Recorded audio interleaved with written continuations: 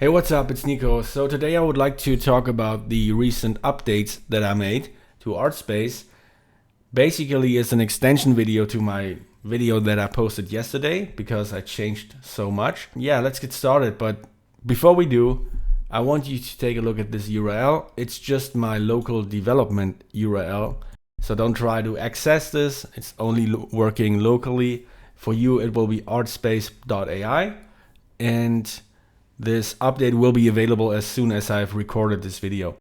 So yeah, I'm recording on my local machine here. And the first thing I want you to draw attention to is if I, for example, I create another image and you see the loading indicator has changed. The other one that goes from left to right, it made a few problems here and there. I might bring it back, but for now it's better to have this loading indicator. Now that I've created this image and I try to refresh the page, my images are still there. So we have some kind of a history, at least on the canvas. So if you refresh your site and you come back tomorrow or whatever, then your work is not lost, except when you clear it, right? So that's the first change. Then you may have noticed that you have the dimensions over here. So basically what it means is you can now switch to a landscape mode like this and draw in landscape dimensions. Also, when I'm zooming here with my mouse wheel, it zooms to the active object. So what I'm doing here is if I place my mouse cursor on this image and I'm zooming in, then it goes here. If I put my mouse cursor over here, I'm sure you know this behavior from other apps. I just wanted to let you know that we have it too. And also if you get lost, like you have one object over here, another one over here, or whatever, and then you can click zoom fit and it tries to fit all your objects to the canvas. Sometimes if you work like on different areas, then you might not see your image, and then you can just go back with zoom to fit. This landscape image, it's a little bit weird, right? And that's what I'm experiencing if you not go squared. So I'm getting the best results if I create square images, but you can also create images like this. And it depends on the prompt, right? Sometimes you get awesome results with this size as well. So it's a little bit about experimentation, I guess. So let's wait until this finished. Shouldn't take too long. All right, well, it looks awesome. What I can do now is that we have these images. I can now go a little bigger. For example, I can resize my rectangle like this, and then I can draw an image that is 248 by 2176. And there's some drawbacks to this, and I will talk about this in a second, but let's wait until this image is finished. Oh, by the way, the higher the dimensions you put here, like the bigger the image you want, the longer it takes. But it's pretty big and it's looking awesome, and you can even go bigger. You can say, hey, I want an image that's 496 by 4096. But again, it will take longer. It can take up to a minute or so, because these big images need more processing time, right? All right, there it is. It looks awesome. It's very detailed. Yeah, what I'm saying is if you want to now do an outpainting job like this, it wouldn't work.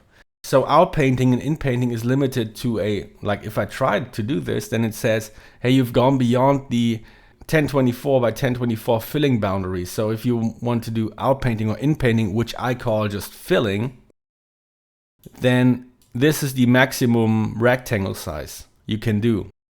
And if you want to outpaint an image that is that big, I mean, if you want to do inpainting jobs, it's probably big enough. But if you want to do outpainting, then you would outpaint here, and then here, and then here, and then here, and then here.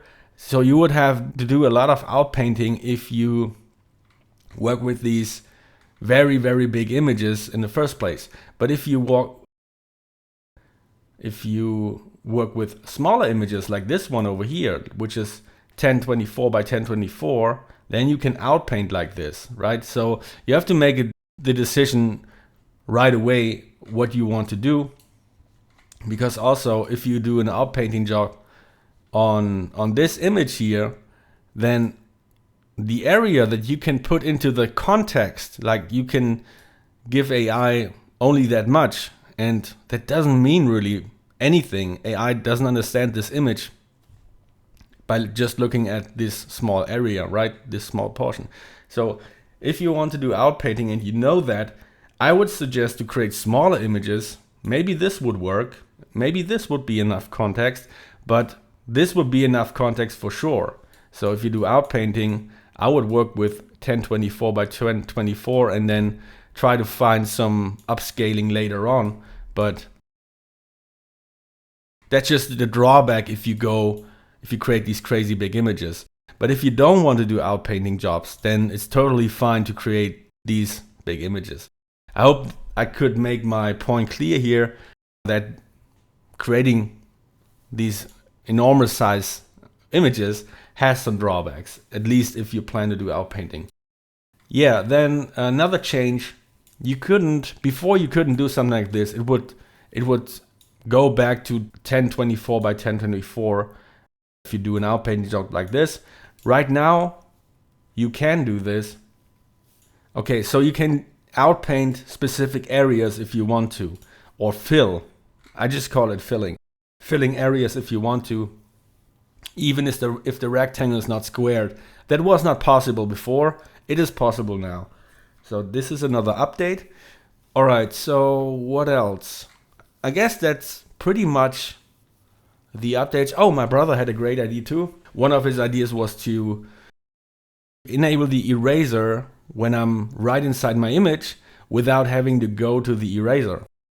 And it's working. I haven't tested it on a Mac because I don't have a Mac, but it should be the command key on the keyboard. And for Windows, it's the control key. I can hold the control key down. This enables my eraser. Then I do my erasing work like this, for example, if I want to do an in-painting job here.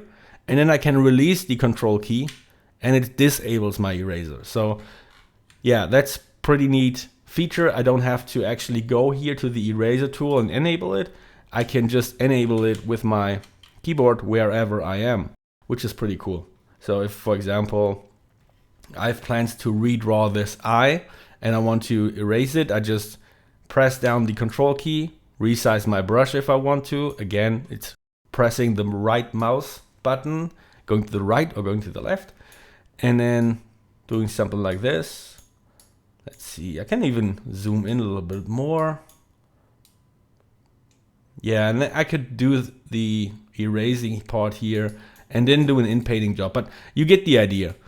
Just wanted to talk about this eraser. I'm actually not sure if, well, why not just try it and see if the in-painting job creates a beautiful eye, and if not, I would have to adjust my prompt here and tell AI that I want an eye. Well, it did something. Let's see how it looked before. Okay, the undoing, a little bit annoying. Okay, it looked like this before because the undoing zoomed me out of my focus, something we have to fix. Okay, and it looks like this before. Well, it's similar. You get the idea. So yeah, I have to put this on the list to fix things. That undoing kind of jumps out of the image. Yeah, what else? Let's see. We have, I'm not sure if I have talked about formulas. One of our members here, Prashant, wanted to have it back. I'm not sure if I talked about it, but it's back. So you can get inspiration from prompts.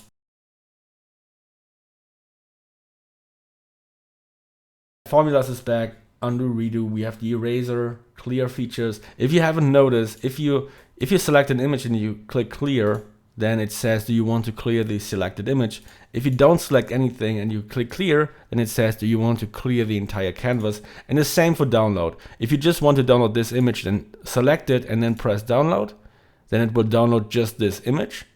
And if you don't select anything and you press download, then it will download the entire canvas. All right, so let's refresh and see if my work is still there. Yep, it is, which is great. Let me zoom to fit. And yeah, that's about it for the changes. It's a lot of usability changes that make life easier. Again, you can create insanely big images now, but again, the drawback, if you plan to do outpainting, it will be very hard to do outpaintings on this job because yeah, you can only outpaint that big, at least right now. We might have better news in the future, but yeah, that's about it for the video, I guess. I just wanted to keep it short, and I think I've repeated myself on this outpainting task quite a few times now. Just wanted to let you know that you understand the drawbacks of going big. All right, that's it for now. I hope you enjoy the update, and there's more to come.